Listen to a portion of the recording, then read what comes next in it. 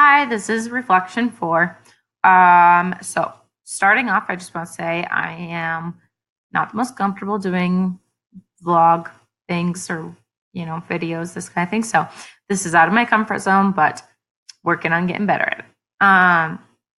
Also, this assignment was pretty tough for me, just thinking about these things that I want to evolve. And I think I know them at some level, but actually writing them down on paper seemed permanent, which I know they don't have to be, but I think maybe it's just a good starting point for me. And as I grow as a coach and a person, I know that these will always evolve, but I think they're a good foundation to start with.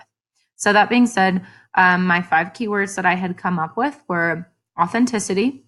I think it's always important to be very true to yourself and original in every sense. And, just being who you are, not who others want you to be, or, trying to live up to some standards of other people, but just doing what you feel is good for you.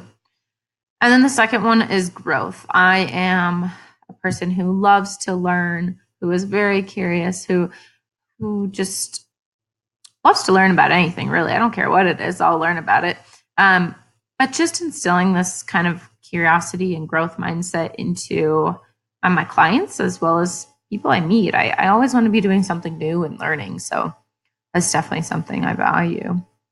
My third one is just accepting. I just wrote accepting down that I always want to be, as a coach, open-minded and non-judgmental with whoever I meet and as a person, but especially as a coach, always checking my own biases, whether I know them or not, at the door, and checking myself as I go, because it's easy to be have these judgments creep up on us.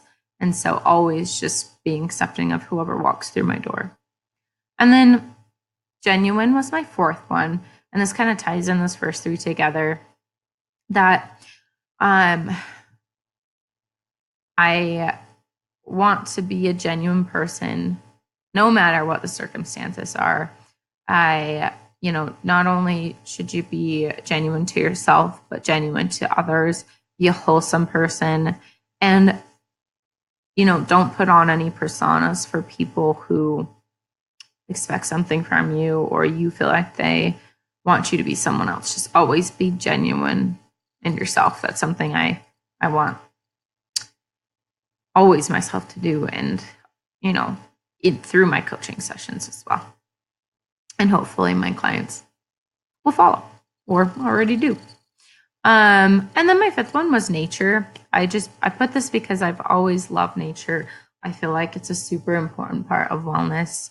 I appreciate the beauty and everything of all living things, plants, animals, trees, whatever, not even living things, clouds, everything. And I love immersing myself in it. And I think we just, always need to remember to appreciate the home that we've been given, and to see the beauty in all animals, humans, plants, whatever it is. So for the second part of this assignment, I came to decide that my topic would be, well, it would start off with indecision, because I can be an indecisive person at times, and I have been very indecisive in the past. I typically have more of a maximizer personality than a satisfier, which I want everything to, matter and have purpose and make sure it's exactly right, rather than just making sure that this is what I want in the moment, which I need to get a little bit better at, which I have. But I used to think about this indecisive personality trait as a weakness, just because I've been told that, well, you got to be more decisive and this kind of stuff. But I've come to realize that I have gotten so much better at being more decisive about what I want in life after I've grown to really know myself. And so those big decisions in life, I feel much more equipped to handle. But things like, where am I going to go eat, or what color am I going to paint my nails, those kinds of things, I feel like I still struggle with, but I've come to realize that that's okay. And it's not necessarily a weakness, but it just makes me who I am. And so that kind of leads me into a second, part of this last lecture, TED Talk kind of thing, that, just to always be loving and accepting of yourself.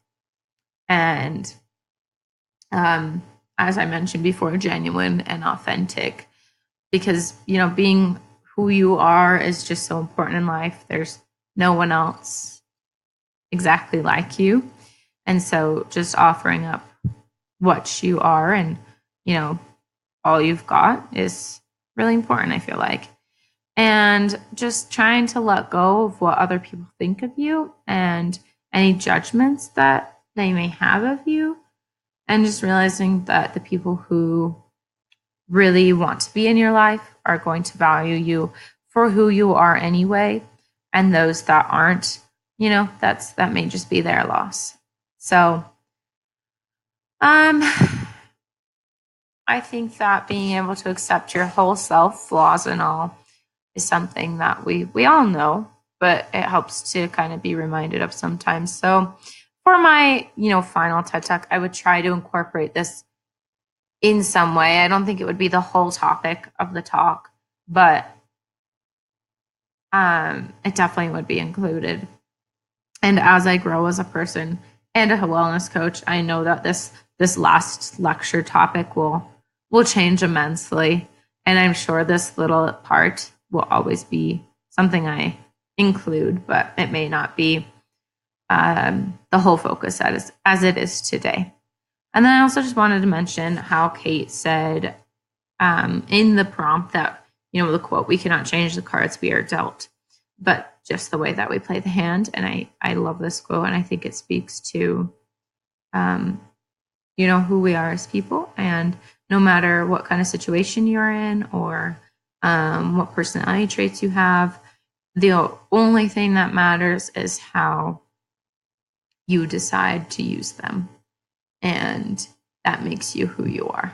And so I think that just being 100%, true to yourself, being genuine, and loving yourself wholeheartedly as others, and maybe nature too, you can find much success in life.